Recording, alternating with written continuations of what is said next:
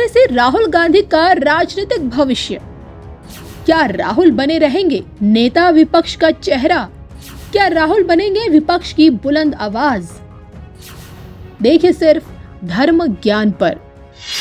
नमस्कार, धर्म ज्ञान के दर्शकों का स्वागत है। मैं हूं आपके साथ कविता राणा और मेरे साथ मौजूद है एक बार पुनः आचार्य राकेश चतुर्वेदी जी। सर, स्वागत है आपका। नमस्कार दर्शकों, नमस्कार कविता जी, सादर वंदन आप सभी को। 4 जून के बाद सवाल उठने लगे कि क्या पीएम मोदी अपने 5 साल का कार्यकाल पूरा कर पाएंगे। लेकिन आज का सबसे बड़ा सवाल है कि बतौर नेता विपक्ष राहुल गांधी अपने 5 साल का कार्यकाल पूरा कर पाएंगे। जी हाँ, इंडिया गठबंधन संसद में एक मजबूत भूमिका में है और उनकी इसी मजबूती के चलते उन्होंने अपना नेता राहुल गांधी को बनाया है। और बतौर नेता विपक्ष राहुल गांधी का जब पहला भाषण उन्होंने संसद में दिया तो मोदी वर्सेस राहुल गांधी के बीच में हिंदुत्व को लेकर बहस छिड़ गई, जिसमें उन्होंने आपने देखा होगा कि पूरी भाजपा को एक तरह से हिंसक हिंदू बता दिया है और इसको लेकर अब संत समाज भी भड़का हुआ है। और ऐसे में आज मैं आचार्य राकेश चतुर्वेदी से जानने की कोशिश करूंगी कि राहुल गांधी को लेकर लोगों का कहना है कि उनकी पॉलिटिक्स में बहुत बड़ा चेंज आया है और वो बहुत पॉजिटिव आया है। तो और कई लोग ऐसे हैं जो एक तरफ आचार्य प्रमोद कृष्ण है, उनका भी ये कहना है कि भाई राहुल ने कांग्रेस को बर्बाद करने में 15 साल लगाए लेकिन विपक्ष को 15 महीनों में बर्बाद कर देंगे। तो क्या कल के पीठाधीश्वर की यही भविष्यवाणी भविष्य में सत्य होने वाली है?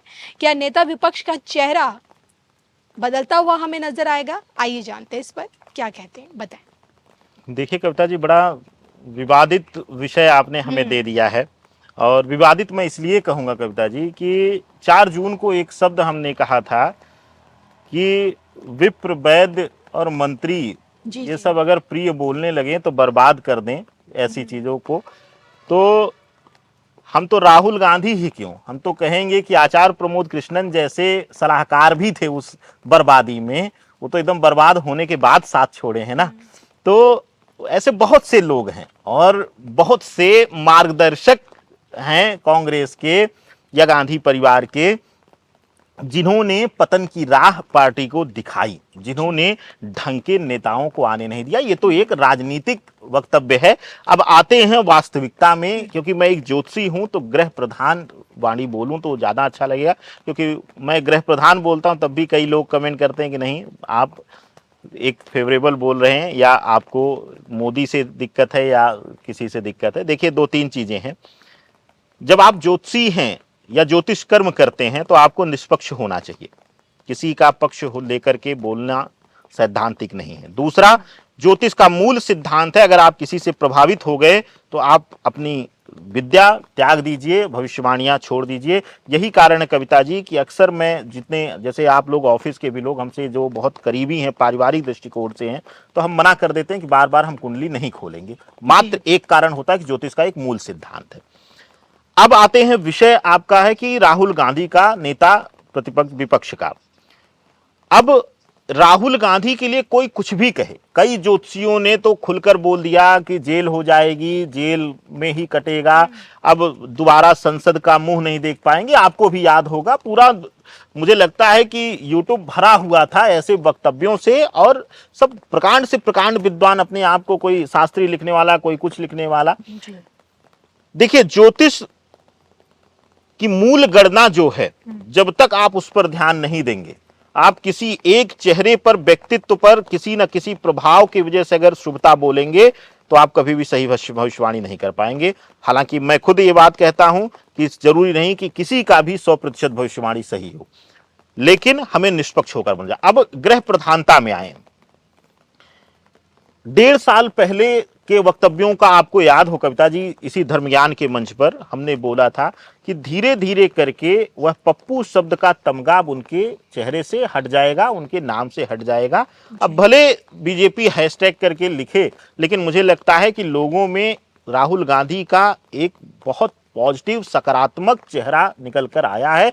और जिस तरीके से उन्होंने पहले दिन, हालांकि उस विषय को तोड़ा मरोड़ा गया, लेकिन जिस तरीके से उन्होंने विषय को रखा, आक्रामकता को लेकर के, वह विषय बहुत हमारे लिए, हमारे समाज के लिए, सनातन के लिए बहुत जरूरी विषय है।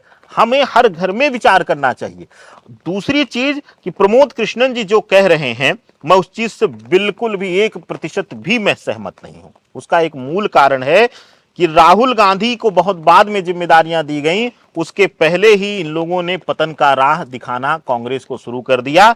उसका मूल कारण था कि जो कुछ एक करीबी मार्गदर्शक थे, कुछ एक करीबी पुराने नेता थे, उन्होंने ढंग के युवा नेताओं को कभी भी कोर कमेटी में, केंद्र में आने नहीं दिया, उनको रोके रखा। इसीलिए सिंधिया जैसे नेता जो राहुल गांधी के करीब होते हुए भी, क्योंकि वह अपना स्तर नहीं पाए, तो वह जाकर के अपनी विरोधी पार्टी का यानी भाजपा का दामन उन्होंने साध लिया। और देखिए कि उसकी असर दिखा मध्य प्रदेश में कि एक भी सीट कांग्रेस नहीं ले पाई, जबकि हर जगह उन्होंने अपने प्रभाव में वृद्धि किया कांग्रेस ने।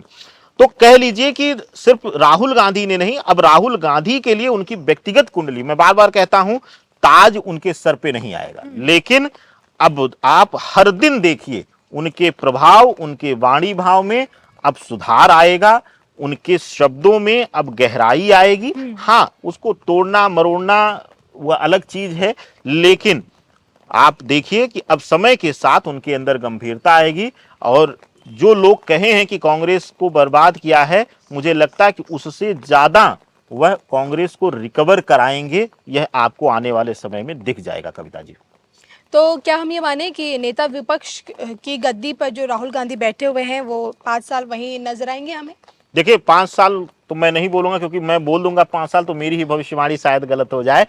तो मैं कहूंगा जब तक यह सरकार रहेगी तब तक वह वहीं रहेंगे वैसे ही, तो इसमें कोई संशय नहीं है। और आने वाले समय में कुछ विषयों पर देखिएगा बहुत ही गंभीरता के साथ और बहुत ही फैक्ट्स के साथ वह सदन में बहस करते हुए भी नजर आएंगे और वाणी में और तीक्ष्णता रहेगी। अब सोचिए ना कविता जी, लोग ठीक है कटाक्ष करें वह अलग बात है, लेकिन मैं एक नेता के रूप में और ग्रहीय दृष्टिकोण से, क्योंकि मेरी गणना है तो मैं उस गणना से प्रसन्न होता हूं जब वह फलित होती है कि एक समय ऐसा था कि राहुल गांधी उठते थे बोलने तो लोग हंसते थे जी। जो सरकार में बैठे हुए वहां पर हैं मेंबर्स, वो हंसते थे यानी भाजपा के लोग। लेकिन एक समय ऐसा आया 2 दिन पहले कि एक वही राहुल गांधी जिसको ये लोग पप्पू शब्द से संबोधित करते थे, बालक बुद्धि अभी भी आदरणीय नरेंद्र मोदी जी ने कह के संबोधित किया, उस बालक बुद्धि के बोलने पर सभी तिलमिलाकर उठ गए और सभी को मिलकर जवाब देना पड़ा। तो सोचिए उसकी वाणी में तीक्ष्णता आई है कि नहीं। ज्योतिष सत्यार्थ है, ज्योतिष सत्य है, ज्योतिष नहीं गलत हो सकता, ज्योतिषी गलत हो सकता है। तो ज्योतिष को कभी गाली मत दीजिए, ज्योतिषी को खूब गाली दीजिए, मेरा नाम लेके गाली दीजिए, मुझे आनंद आएगा, क्योंकि मैं गलत हूं तो गलत हूं। चलिए, इसी चर्चा को लेकर आप क्या सोचते हैं कमेंट करके बताएगा जरूर। नमस्कार।